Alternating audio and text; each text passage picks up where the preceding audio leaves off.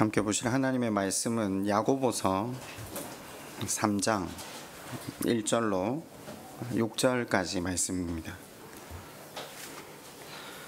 야고보서 3장 1절로 6절 말씀을 교독하도록 하겠습니다.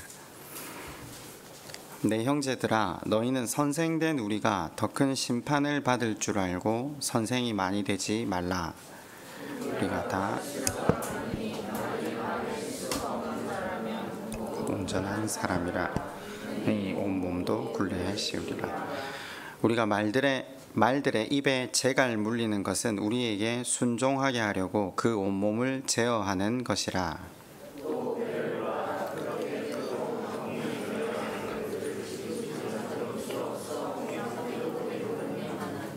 이와 같이 혀도 작은 지체로 돼 큰 것을 자랑하도다. 보라, 얼마나 작은 불이 얼마나 많은 나무를 태우는가. 혀는 곧 불이요 불의의 세계라. 혀는 우리 지체 중에서 온몸을 더럽히고 삶의 수레바퀴를 불사르나니 그 사르는 것이 지옥불에서 나느니라. 아멘. 신앙생활의 본질은 이미 주신 그러나 아직 이루어지지 않은 하나님 나라 구원을 이루어가는 것이라고 말씀을 상고하고 있습니다.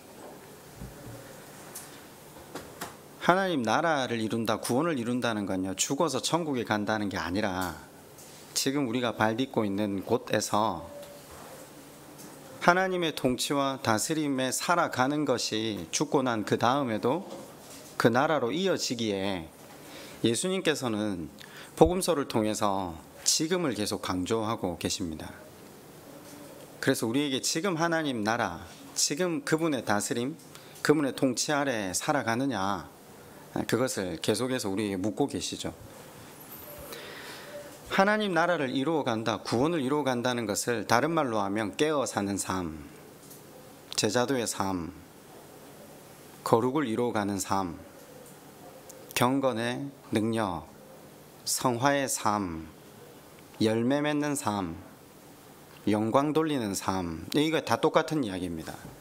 그것을 조금 더 구체적으로 풀어서 설명했을 때 부흥, 성경이 말하는 부흥, 그 부흥은 하나님 그분의 다스림과 통치 아래 살아가기 시작한 거죠. 언제 통치와 다스림 안에 굴복하죠? 항복했을 때, 상한 심령이 되었을 때. 구약에서는 다윗이 그것을 노래했고 신약에서는 사도 바울이 그것을 이야기합니다. 내 안에 선을 행하고자 하는 마음은 있으나 내 삶이 죄로 가득합니다. 내게 예수 그리스도의 십자가 은혜 없이는 한시도 숨을 쉴 수 없는 것이 저입니다. 여러분, 그냥 조금 고난을 맞아서 마음이 갈기갈기 찢기는 것을 상한 심령이라 하지 않고요, 내 본질을 보는 것. 그래서 전혀 하나님 은혜, 하나님의 자녀, 구원을 받을 만한 어떠한 근거가 없다는 것을 보는 것.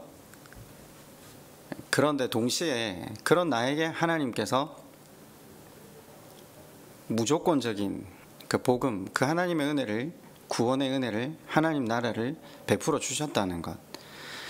그것이 성령 하나님으로 인해 깨달아져 가는 것이 신앙의 여정이요 하나님 나라를 이루어가는 것이라고 지금 말씀을 통해 살피고 있습니다. 자, 그 하나님 나라를 이루어간다, 성령의 조명하심과 도우심으로 하나님 그분께서 주신 이 나라를 이루어가는 것을 한 문장으로 줄여서 우리가 계속 살펴보고 있죠. 뭐라고 했습니까? 송구와 감사. 성령께서 말씀을 조명하시는 이유가 뭐라고요? 우리 안에 그 송구와 감사가 계속해서 연이어 날 수 있도록 우리를 인도하시고 계시는 거죠. 자, 보세요. 성경은 지금 우리에게 주어진 이 하나님 나라를 어떻게 하면 완성할 수 있는가, 우리가 어떻게 하면 구원을 이루어갈 수 있는가를 이야기하고 있는 책이지, 그 이외에 어떤 주제도 다루고 있지 않습니다. 왜 갑자기 이 이야기를 하는가? 지금 여러분이 읽으신 야고보서 3장을 여러분은 이제껏 읽으시면서 어떻게 해석하고 적용하셨습니까? 윤리와 도덕적인 측면에서 구원을 이루어가는 삶으로 여러분이 생각을 하고 사셨다면요, 거룩도 윤리와 도덕적인 측면에서 이루어가는 삶으로 받아들이셨을 거고요, 경건도 윤리와 도덕적으로 착하고 선한 삶으로 하나님 앞에 나아가야 된다는 것으로 받아들이셨을 거고요, 선한 사마리아인 삶도 예수님 그러셨잖아요. 선한 사마리아인처럼 살아봐라. 선한 사마리아인의 삶의 핵심은 선한 사마리아인처럼 살아야 구원을 얻는다가 아니었잖아요. 네가 강도 만난 자임을 깨닫기 전에는, 네가 항복하기 전에는, 네가 상한 심령으로 네 자신이 어떠한 바를 알지 못하기 전에는 너에게 하나님 나라가 없다라는 걸 예수님 말씀하신 것이었잖아요. 여러분, 성경을 들여다보면 성경은 계속해서 하나님 나라 이루는 방법을 이야기하고 있지, 그래서 그 방법으로 윤리와 도덕적인 삶을 우리에게 요청하신 적은 없습니다. 그런데 우리가 잘못 윤리와 도덕으로 성경을 바라보기 시작했기 때문에 거룩을, 성화의 삶을, 경건을 그런 식으로 해석하고 왔거든요. 지난 시간 우리가 말씀을 통해 또 상고해봤죠. 이스라엘 백성들이 가나안 땅에 들어갔을 때 하나님께서 그들에게 요청하셨던 건 거룩이었어요. 거룩요, 거룩. 거룩이 뭡니까? 정의하고 지나갑시다. 오늘 수모임지로 나누어 드린 첫 번째 문제가 성령 회방이 무엇인가, 공로주의가 무엇인가, 거룩이 무엇인가. 밑에 답은 제가 조금씩 달아놨는데 답이 아닙니다. 방향성에 대해서 제가 방향성을 제시한 것인데, 거룩이 뭐죠? 윤리와 도덕으로 성경을 보신 분들은 사실은 하나님이 요구하시는 이 거룩을 이해를 못합니다. 그러니까 가나안 백성과 섞이지 않고 하나님 도구로 산다는 게 착하게 살고 성적으로 문란하지 않는 삶, 세상의 우상을 섬기지 않는 삶, 그 정도로 생각하시는데 그건 부산물입니다. 그걸 본질로 생각하시면요, 기독교는 깨끗하게 살기 운동 실천 본부가 돼야 됩니다. 아니, 사실 그렇게 생각하시는 분들이 많습니다. 건강한 교회나 우리가 이루어가야 할 교회가 바로 선하고 깨끗하고 정직하고, 아니요, 그건 부산물이라니까요. 성경이 우리한테 그런 교회가 건강한 교회라고 말한 적 없습니다. 성경이 말한 교회는 거룩한 교회입니다. 이때 거룩이 뭐죠? 하나님이 가나안 땅으로 들어가는 이스라엘 백성에게 요청하셨던 거룩이 뭡니까? 하나님을 하나님으로 인정하며 사는 겁니다. 그걸 아간이 실패했잖아요. 그걸 아나니아와 삽비라가 실패한 거고, 그걸 이스라엘 백성이 실패했다는 겁니다. 무슨 말이죠?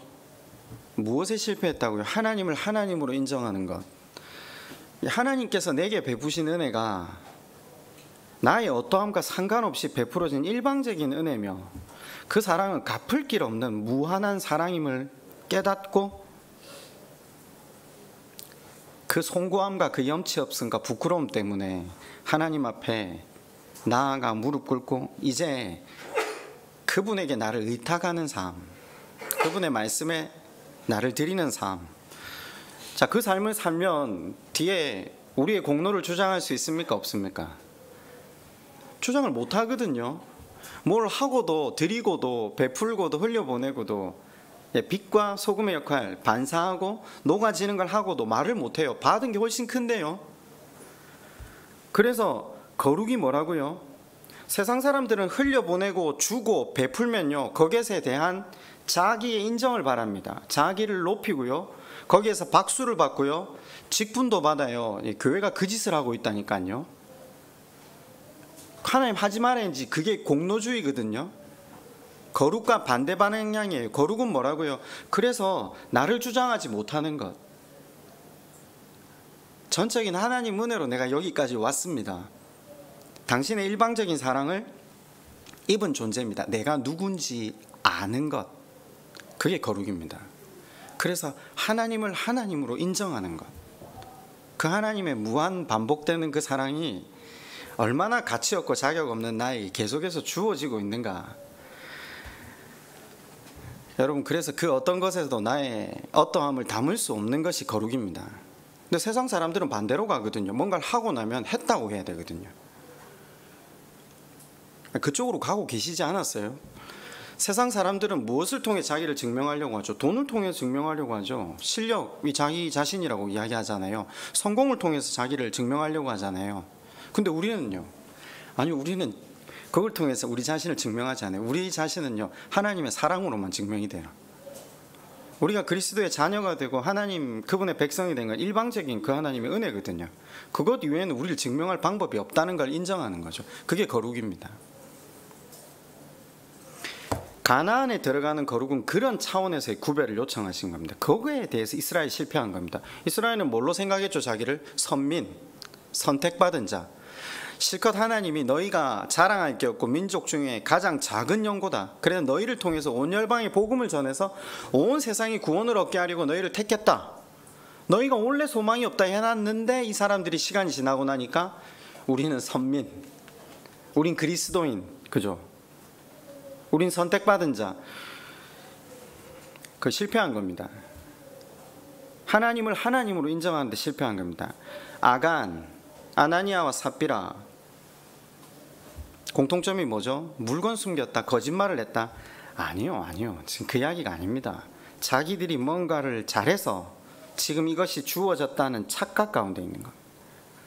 좀 더 넓게 말하면 내가 열심히 헌신해서 예수 그리스도께서 십자가에서 이루신 그 구원에 뭔가를 더할 수 있다고 착각하는 겁니다. 그게 아간의 죄, 공로주의, 그게 성령 해방죄라고 했습니다. 왜 성령 해방죄죠? 성령이 하시는 일이 뭐라고요? 조명하심과 교통하심을 통해 뭘 깨닫게 하시죠? 이제 그냥 이게 공식처럼 주고받아져야 됩니다. 뭐를 깨닫게 하시죠? 송구와 감사. 말씀을 조명하시면 죄인됨을 깨닫게 하거든요. 송구. 그런 죄인임에도 불구하고 십자가의 은혜가 주어졌다. 감사. 이 두 가지밖에 없습니다. 그걸 하게 하기 위해서 예배, 기도, 모임, 전도, 회개, 이 모든 것이 쓰여간다는 거죠. 그 과정이 깨어 사는 삶, 제자도의 삶, 경건, 거룩, 열매 맺는 삶, 성화. 이제 대충 좀 정리돼 가시죠. 지금 이걸 몇 년째 이야기를 하고 있는데, 그런데 우리가 얼마나 재빠르게 돌아가느냐면요, 신앙의 중심에 내가 서 있으면요, 내가 뭘 하고 안 하고 내 행위에 근거가 되는 신앙으로 다시 돌아가요. 내가 이만큼 헌금했으니까 하나님 나에게 물질의 복을 주셔야 된다는 착각을 하고 살아가요. 그게 아간이에요. 내가 이만큼 주께 봉사를 하고 주를 위해 섬겼으니까 하나님은 우리 아이들에게 복을 주셔야 된다. 이런 사고의 틀이 율법주의라고 했습니다. 별거 아니잖아요. 그럴 수 있잖아요. 그렇게 착각하고 살 수 있잖아요. 착각 자체가 잘못됐다.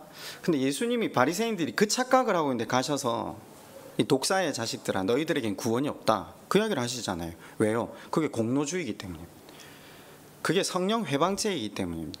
성령께서 하시는 일과 정반대로 가게 하는 것, 거룩을 못 이루게 하는 것, 그게 핵심이라는 것을 우리가 말씀을 통해 계속해서 지금 배우고 있죠. 여러분, 그게 송구와 감사가 우리 안에 온전하게 깨달아진다.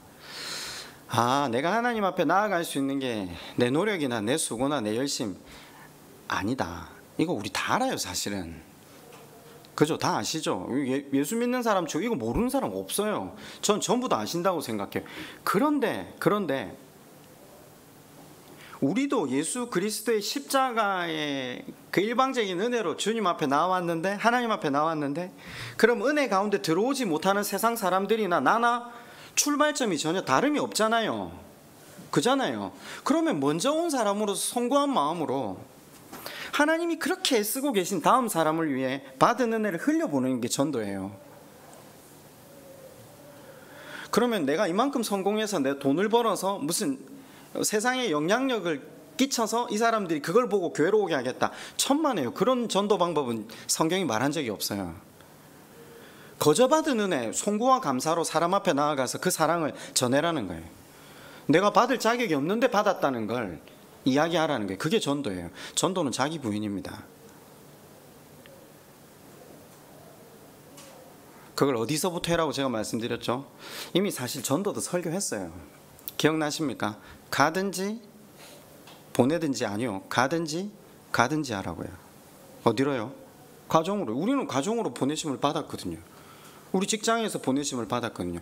아니, 그렇지 않습니까? 가정에서 전도하는 거 제일 어렵죠. 왜 어렵죠?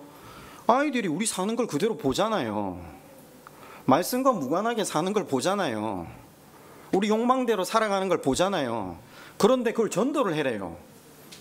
어떻게 돼야 되죠? 죽어야죠. 자기 부인이 돼야 되겠죠. 봐봐라, 아빠가 이런 삶을 살았는데도 하나님께서 은혜를 베푸시네. 인정해야죠. 무한하신 하나님의 사랑이 얼마나 큰지를 증거하려면요, 전도는요, 사실 우리가 부인하는 거예요. 거기서 우리를 부인하지 않으면 전도가 안 돼요. 누가 우리 행실을 보고 전도가 되겠습니까? 계속해서 그건 또 설교를 하겠죠. 지금 보세요.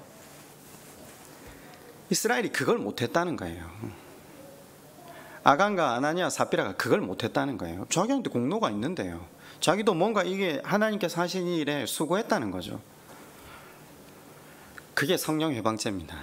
성령 해방죄는 성령이 하시는 일을 방해한 거잖아요. 성령이 하시는 일이 뭐라고요?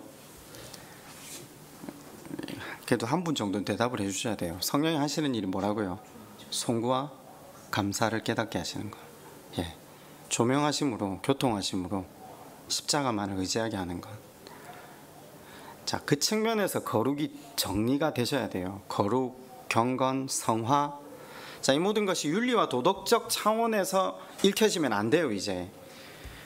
그러면 그 구원을 이루어가는, 하나님 나라를 이루어가는 그 방편으로 우리에게 주신 예배, 기도, 소그룹 모임, 전도. 자, 보세요. 이제 다시 한번 오늘 본문으로 돌아와 봅시다. 이게 다 뭘로 이루어져 있죠? 성령이 오순절날 임했잖아요. 마가다락방에 임하셔서 성령이 어떻게 나타났다고요? 불로 나타났는데, 불로 나타난 게 중요한 게 아니라 어떤 형상으로 나타났죠? 혀, 불의 혀, 예, 형상이 중요한 거죠. 혀, 말, 바람, 소리, 말씀. 성령은 말씀을 조명하고 깨닫게 하시는 것 이외에는 하시는 일이 없어요. 그렇게 극단적으로 이야기를 합시다. 성령은 오직 하나님의 말, 하나님의 말씀, 그걸 증거하기 위해서 그 말, 자, 예배, 기도, 소그룹, 전도, 이 모든 것이 핵심이 뭐죠? 성령께서 그 일을 하신다는 거잖아요. 이걸 통해서 조명하심, 깨닫게 하심. 자, 그런데 이걸 뭘로 하시죠? 예배가 뭘로 이루어져 있죠, 지금? 제가 말합니다. 예. 기도 뭘로 이루어져 있죠? 하나님께 우리가 말합니다. 예. 소그룹 뭘로 이루어져 있죠? 말을 합니다. 전도 무엇으로 하죠? 말로 합니다. 여러분, 이 말이, 다음 시간에 제가 설교를 계속 이어갈 건데, 말이 말씀에서 왔다는 것, 이게 무슨 인과관계가 성경에서 말하고 있는가를 다시 설명을 드릴 테고요. 거기까지 이해하지 지금 못하신 채로 일단은 이 모든 것이 뭘로 이루어져 있다? 말로 이루어져 있다. 성령께서 초대교회에 역사하셔서 불로 임하셨을 때 불의 혀, 바람, 소리, 말로 사역을 하시겠다는 걸 우리한테 밝힌 겁니다. 자, 그런 면에서 왜 하나님 나라가 이루어져가는 핵심이 말이 되는지를 살피려고 하는 거예요. 이해가 되시죠? 왜 이 말이 여기 경건, 거룩, 성화, 열매, 영광 돌리는 삶의 핵심이 되는가를 살피려고요. 이제부터 하나님이 바라시는 성도의 모습은 구원을 이루어가는 것이라고 했잖아요. 그 구원을 이루어가는 방법으로서 제일 구체적으로 설명한 책이 야고보서예요. 예. 야고보서가 몇 장입니까? 5장이거든요. 가운데 장이 몇 장입니까? 지금 오늘 우리가 읽은 3장이에요. 제일 중요한 본론, 핵심이 3장에서 우리가 읽은 이야기, 말. 근데 여러분은 아마 야고보서 3장을 읽으시면서 어떻게 생각하셨는지 모르겠지만, 이걸 우리가 이제까지 거룩, 경건, 성화의 삶을 윤리와 도덕으로 받아들이셨다면요, 이 3장도 지금 말에 대한 권면을 하니까 말 조심해라. 네? 예절을 갖추어라. 관계를 위해서 말을 바르게 해라. 지금 그런 이야기로 받아들이셨을 건데 아닙니다. 성경은 예절이나 인간관계에 대해서 관심이 없습니다. 구원에 관심이 있습니다. 성경은 지금 이미 우리가 받은 그 구원을 이루는데 방법으로서 말을 우리에게 지금 이야기하는 겁니다. 오늘 읽으신 1절에서 이 5절까지 이렇게 보면요, 이 중심 구절이 2절입니다. 2절이 중심 구절입니다. 2절을 한번 다 같이 한번 읽어볼까요? 자, 시작. 우리가 다 말에 실수가 많으니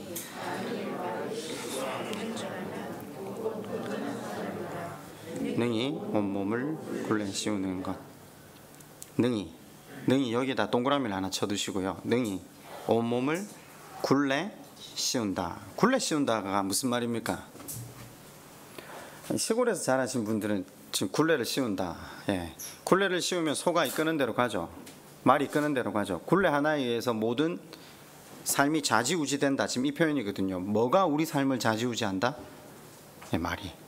능히 온몸을 굴레 씌운다. 마음만, 생각만이 아니고요. 말이 온몸 전체를 움직이게 한다는 겁니다. 이래 시작하는 겁니다. 몸 전체, 우리의 행실, 우리의 삶, 우리의 전부를 움직이게 하는 것이 뭐라고요? 말이다. 저 지금 굉장히 아주 과학적이고 논리적으로 설교를 하려고 지금 먼저 주제를 던지는 겁니다. 이해를 잘 하셔야 됩니다. 지금부터. 무슨 말인가? 야고보서의 여기가 지금 뭐라고 했죠? 본론이거든요. 그럼 앞에서부터 이 본론을 이야기하기 위해서 이야기를 했을 거 아니에요. 그렇잖아요. 짧으니까 이게 선명하게 드러나거든요. 1장에 가면 1장 21절이 핵심 1장의 구절이거든요. 한번 가보실래요? 1장 21절로 한번 가보실래요?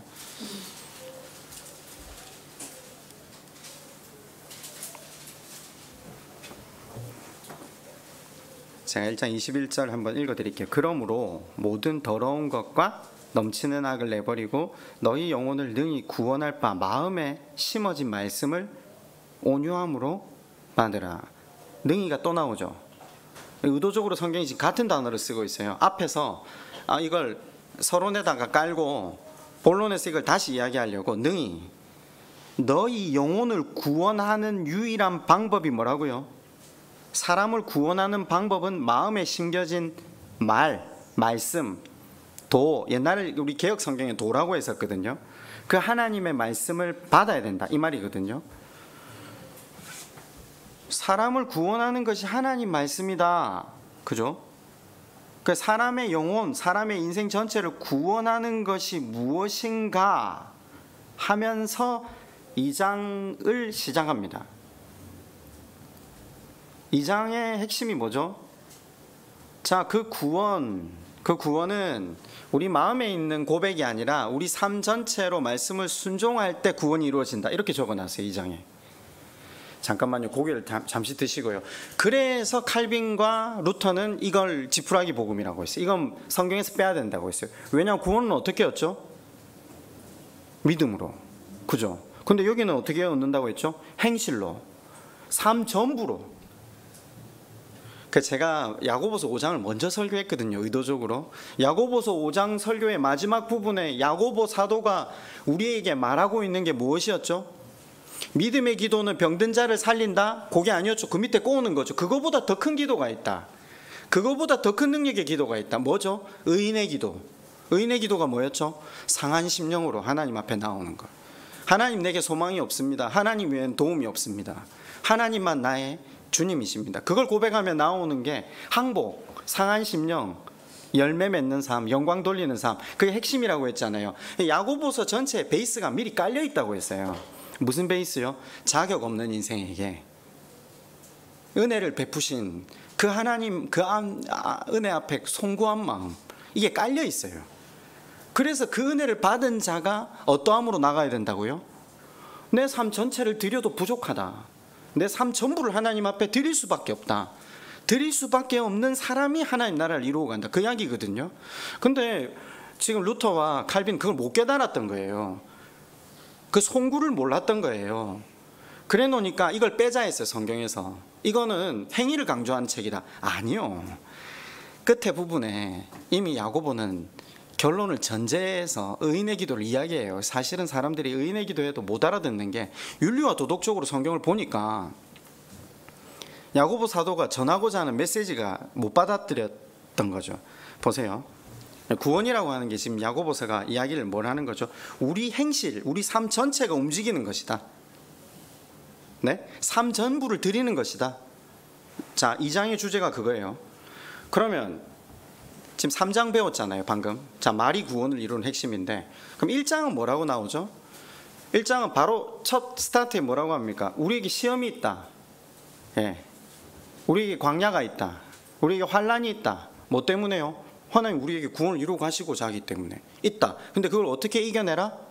1장에 보면 성령의 능력으로 이겨내라고 하고 있어요. 다시 질문 한번 해봅시다. 성령의 능력이 뭐죠? 이제 대답하셔야 돼요. 성령의 능력이 뭐죠? 경건의 능력이 뭐죠? 나의 자격 없음을 아는 것. 성령께서 그걸 우리에게 깨닫게 하시잖아요. 근데 그 자격 없음을 암과 동시에 하나님의 복음이, 구원의 은혜가 일방적으로 우리에게 주어졌다는 걸 깨닫게 하는 거예요. 그 성령의 능력, 그 성령께서 우리에게 조명하시는 걸 깨닫자마자 인생은 하나님 앞에 왜 이런 시험을 줘요? 왜 이런 고난을 줘요? 이런 강야를 줘요? 그렇게 하지 못하게 된다는 거예요. 아, 이게 나에게 합당한 것이군요. 내가 오늘 울면서도 지나가야 되는 것이군요. 내가 고통스럽지만 내 자아가 하나님 나라를 이룰 수 없는 내 중심이기 때문에 이게 깨트려져야 되는군요. 그래서 하나님께서 통과시키게 하는군요. 그걸 깨닫게 하신다니까요. 그걸 깨달은 사람이 2장에서 어떤 삶으로 하나님 앞에 나간다? 내 삶 전체를 하나님 앞에 드리는 삶으로 나온다. 야고보서가 지금 그걸 이야기하는 거예요. 그러면서 3장 1절과 2절에는 사람의 마음과 몸 전체를 움직이는 것이 뭐라고요? 말이다. 능히 온몸의 굴레를 씌우니라. 자, 이해가 가십니까? 머리가 빠르게 돌아가시는 분들은 지금 야고보서가 말하고자 하는 게 확연하게 와닿으셔야 돼요. 1장에서 구원을 이루는 방법, 그 성령의 능력을 힘입어서 그 하나님 주시는 시련과 시험과 광야를 통과해야 된대요. 근데 성령의 조명하심과 교통하심을 통해서 나의 죄인됨과 값없이 받은 이 구원의 은혜를 더 깊이 절감함으로 하나님 그분께 내 삶을 의탁할 수밖에 없게 되는 자리로 나아갔을 때 그 사람의 삶의 특징이 뭐라고요? 말이 하나님 그분에게 지배당하는 삶으로 나온다. 지금 그 이야기를 하려고 하는 거예요. 이해가 되세요? 그 예절이나 예의 차원에서 지금 이야기를 하는 게 아니에요. 어제 설교 준비를 하다가 문제를 이제 만들어가지고 카톡방에 이제 올리기 직전에 집사님 저한테 그런 얘기를 하더라고요. 왜 야고보서를 왜 갑자기 하냐 그러길래, 이제까지 성도들이 거룩을, 경건을 윤리와 도덕적인 측면에서 받아들였다면 지금부터는 아니다. 그러니까 자기는 야고보서를 설교하게 된 이유가 순모임을 하기 때문에 사람들이 혹여 실수할 수 있는 말조심 이것 때문에 설교하려고 한다 생각을 했다 하더라고요. 아니다. 나는 지금 전혀 다른 차원이다. 지금 우린 그 정도 수준에서 이제 벗어나자. 지금 말이 구원과 결부가 있다는 거예요. 여러분 이제 이거 색다른 시각이 아니라 다른 차원에서 보셔야 돼요. 사람을 구원하는 데 있어가지고 인간의 구원에 있어서 결정적인 것이 무엇이다? 이제 무서워하셔야 돼요. 두려워하셔야 돼요. 고민하셔야 돼요. 말이래요. 다시 말하면 하나님의 구원이 우리에게 완성되어 가는 것을 볼 수 있는 게 뭐라고요? 말에 있대요. 구원을 완성해가는 핵심이 어디에 있다? 말에 있대요. 지금 그걸 이야기하려고 하는 거예요. 인간의 말이 사람의 생각을 지배하고 삶 전체 행실을 지배하기 때문이래요. 그림을 다시 또 그려볼까요? 우리가 하나님 나라를 이루어가는 것이 신앙의 본질, 제 여정이라고 했잖아요. 그런데 하나님 나라를 이루어가는 걸 바꿔 말하면 하나님의 통치와 다스림 안에 살아가는 것이거든요. 여러분은 하나님 통치와 다스림 안에 살아가세요? 누구 법으로 살아가세요? 기준이 있을 것 아니에요. 그게 여러분 기준이에요. 하나님 말씀이 기준이 돼요.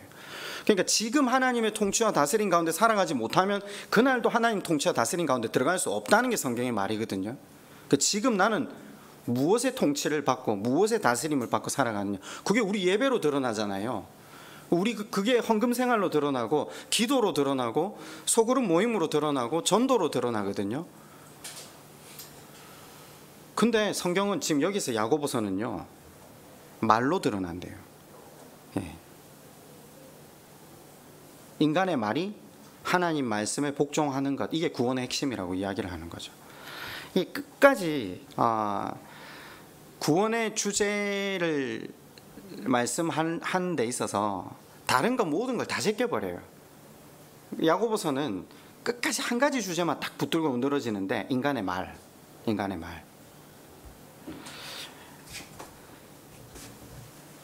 여러분, 우리가 인생 전체는 말하면서 살고 있고 말하면서 관계를 맺거든요. 말은 굉장히 우리에게 중요하고 익숙한 대목이에요.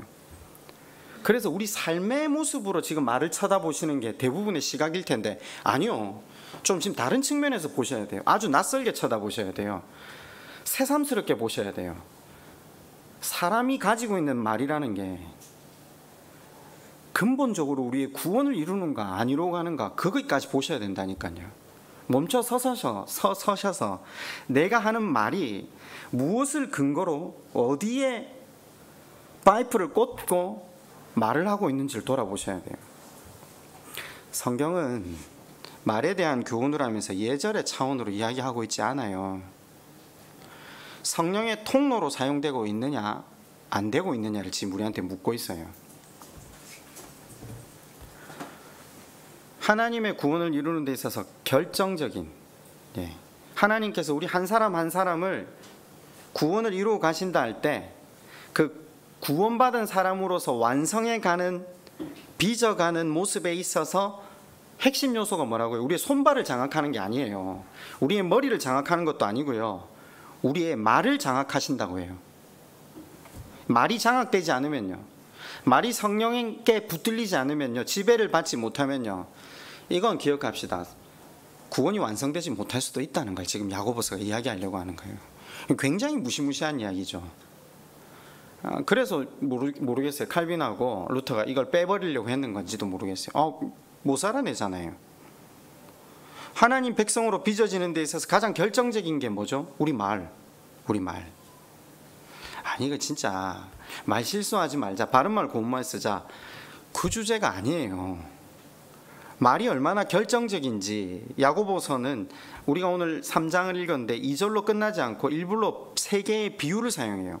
첫 번째 비유는요, 사람이 타고 다니는 말 비유를 사용하죠. 이 큰 덩치의 말, 이게 차의 힘을 이야기할 때 토크를 이야기하는데 말의 힘으로 비유를 할 정도로 말의 힘이 얼마나 세다. 근데 그 말이 자기가 원하는 대로 왔다 갔다 하는 게 아니라 사람이 마음대로 움직이게 할 수 있는 게 뭐다? 제갈 하나만 채우면 마음대로 움직이게 할 수 있다. 두 번째 비유는요, 큰 배가 움직이는데 이 큰 배가 우리 인생 전체를 표현한다면 키 하나에 의해서 움직인다. 그래서 하나님께서는 우리의 말을 지배하길 원하신다. 세 번째 비유는요, 큰 숲이 불이 탔는데 그 숲을 태운 건 조그만 불씨에 불과하다. 말이다. 지금 그 이야기입니다.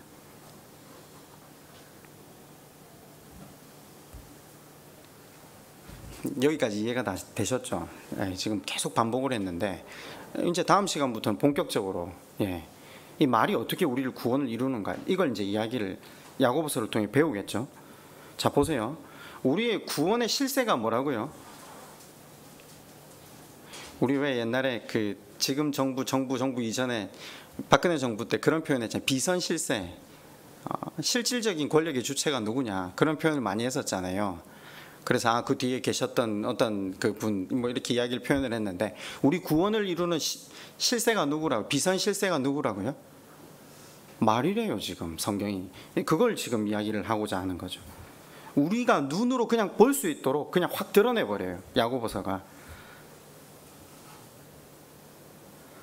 하나님은 성령 하나님을 통해서 말씀을 조명하시고 교통하심으로 우리를 붙들 때 뭘 붙들기를 원하신다고요?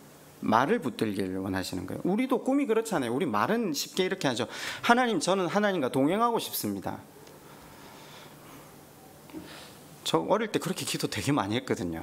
꿈에도 소원이 하나님과 동행하는 겁니다. 성령 하나님과 함께 하는 겁니다. 근데 가만히 이제 나이가 들어가면서 보니까 내가 하나님이 나를 통치하시고 다스리려고 하는 건 하나님은 계속해서 애를 쓰셨고 내가 사실은 거부를 하고 있구나. 하나님과 동행하는 것을 말은 꿈이라고 해놓고 내가 그 하나님과 동행 아래 걸어가기를 내가 거절했구나. 근데 오늘 성경은 뭐라고 하냐? 그 꿈이 이루어지기 위해서, 하나님의 꿈이겠죠. 그 하나님의 꿈이 이루어지기 위해서 내가 주님과 동행하고 있는가, 하나님 나라를 이루어가고 있는가를 드러내주는 게 있는데 그게 말이라고 하는 겁니다.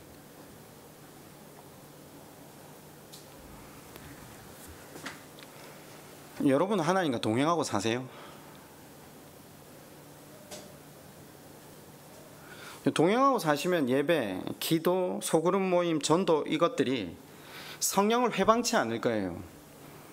성령의 조명하심과 교통하심을 돕는 역할을 하겠죠. 여러분의 말이. 여러분의 말은 하나님이 장악하셨습니까? 아니면 내 중심의 말입니까? 그걸 알아볼 수 있는 방법은 굉장히 쉽죠. 여러분의 말은 사람과 사람 사이를 붙이는 말입니까? 아니면 사람과 사람 사이를 갈라놓는 말입니까? 누구한테 얼굴을 한 대 탁 맞으면요, 그 상처가 좀 남을 수도 있고 마음에 맺힐 수도 있겠지만 시간이 지나가면 잊어버려지잖아요. 근데 말이 한번 싹 베고 지나가거나 심장을 확 관통하거나 영혼을 확 뚫고 지나가면요, 그 상처는 평생 남잖아요. 왜? 우리 한번 그런 경우들이 많잖아요. 어릴 때 내 아빠가 내한테 그런 이야기 했지, 엄마가 나한테 그 말을 했었지. 근데 그게 평생 상처가 되었어. 그 구멍 메꿔지지 않아요. 그죠? 여러분의 말들은 그런 쪽으로 가십니까? 아니면 그 구멍을 메꿔주는 말로 가십니까? 우리 그 구멍이 유일하게 누구의 말씀으로, 하나님 말씀으로만 메꿔질 수 있다는 걸 우리가 지금 배우고 있잖아요. 어디에 원천을 두고 사시는가? 어디에 여러분의 심령의 파이프가 꽂혀 있습니까?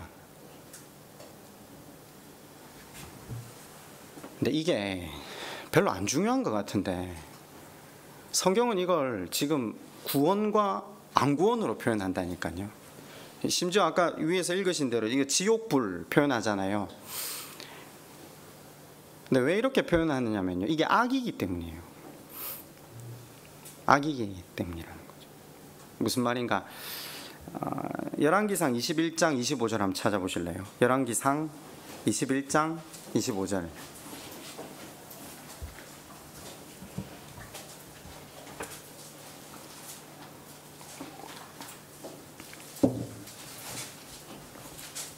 열왕기상 21장 25절 말씀입니다. 다 같이 한번 열왕기상 21장 25절입니다. 다 같이 한번 읽어볼까요? 자, 시작. 예로부터 아합과 같이 그 자신을 팔아 여호와 앞에서 악을 행한 자가 없음은 그를 그의 아내 이세벨이 충동하였음이라. 그 이스라엘 역사상 가장 악한 왕 하면요, 사람들은 거두절미하고 아합을 뽑거든요. 누가 제일 악하다고요? 아합. 근데 성경이 그 악한 왕의 아합을 지금 21장 25절로 정의를 한 거예요. 이렇기 때문에 이게 악이다. 이게 악이다. 이게 성경이 말하는 악의 표상이다. 성경이 정의를 했는데 성경의 정의가 뭐죠? 25절이 굉장히 의외지 않습니까? 지금 읽으셨으면 이게 굉장히 의외여야 돼요. 뭐라고요? 네, 아내가 부추기는 대로 욕망을 따라 살아갔다. 지금 이게 성경이 정의하는 악이에요. 저는 이때 무슨 말인가 모르는 사람들은 또 이렇게 해석을 해요. 그 안에 그 이세벨이 시돈, 두로, 우상 숭배하는 중심 국가에서 공주로 살다가 와서 남편을 유혹해서 남편이 그와 같이 악한 삶을 살게 했다. 지금 성경을 문자적으로만 읽어도 얼마나 문자적으로만 읽는지, 지금 성경이 그 이야기를 하려고 하는 게 아니에요. 성경이 지금 그 일을 본인이 한 게 아니라는 걸 변명해 주려고 지금 이걸 이야기한 겁니까? 아니요. 악의 대명사인 아합의 인생을 한 줄로 정의해서 우리 모두에게 이게 악이라는 걸 가르쳐 주시려고 하는데요. 악의 정의가 뭐죠? 마음에 정함이 없는 걸 이야기합니다. 오늘 사람들이 이게 돈이 된다면 이쪽으로 가고요, 이게 우리를 건강하게 한다면 이쪽으로 가고요, 이게 우리를 복되게 한다면 이쪽으로 가고요, 이게 우리를 행복하게 한다면 이쪽으로 가는 거예요. 정함이 없는 거예요. 말씀에 심령에 닻이 내려지지 않은 채 살아가는 삶을 악이라고 규정하고 있어요. 이해가 되세요? 아합 하면요, 우리는 어떤 걸 보려고 하느냐면요, 마치 꼭 그 사람한테 다가가면 돈 다 뺏고 사람 죽이고 결단하면서 악을 행하기로 굳은 의지로 살아가는 그런 사람을 떠올릴 수 있는데, 아니요. 정함 없이 세상의 시류에 날리면서 주신 생을 허비하는 것이 죄의 본질이라는 거죠. 성경은 지금 악한 아합의 인생을 변호해 주려고 하는 게 아니에요. 뭐 본심이 약해서 인생이 유약해서 바람 부는 대로 자기 욕망을 그곳에 맡겼다, 그 이야기가 하는 게 아니에요. 세상이 말하는 대로, 자기 욕망이 시키는 대로. 예. 그러면요, 반대로 정한 사람은요, 선한 사람은, 하나님이 인정하시는 의인은 뭐죠? 말씀에 심령의 닻을 내리고 살아가는 사람. 시편 1편이 말하는 바람에 나는 겨의 반대 삶을 사는 사람, 시냇가에 심긴 나무로 살아가는 사람, 지금 그걸 이야기하는 거죠. 자, 제가 지금 갑자기 왜 지금 악을 다시 이야기를 드리냐? 그러면 여러분의 심령이 정박하고 파이프를 꼽고 있는 곳에서부터 그 원천이 퍼올라져서 여러분이 말을 하고 살 거 아닙니까? 그것만 보면 우리가 악인지 우리가 의인인지를 구분할 수 있다니까요. 어디에 정박하고 계십니까? 어디에 닻을 내리고 계십니까? 이게 핵심이죠. 그 예배드리고 기도하고 소그룹 모임하고 전도하는 이유가 뭐라고요? 거기 닻을 내리려고요. 조금만 하면 닷줄이 끊어버리고 우리 마음대로 정처 없이 떠나가거든요. 거기에 닻을 내리고 살지 않으면 하나님께서 우리 가운데 구원을 이루어 가실 수 있는 방법이 없다니까요. 우리 그냥 지금 친교하자, 교회 분위기 좋게 하자, 순모임 그래 살려고 하는 게 아니에요. 이 구원을 받냐 못 받냐의 문제까지 가는 거예요, 이게. 왜냐하면 거기서 이게 실천이 되고 거기에서 이게 장이 열리거든요. 여러분, 할 수만 있다면 남은 한 해 그 성령의 인도하심을 따라 여러분의 심령이 주님의 말씀에 바르게 또 깊이 닻을 내리시는 그 복 누리시기를 주님의 이름으로 축원드립니다. 우리 시간 한번 기도할까요?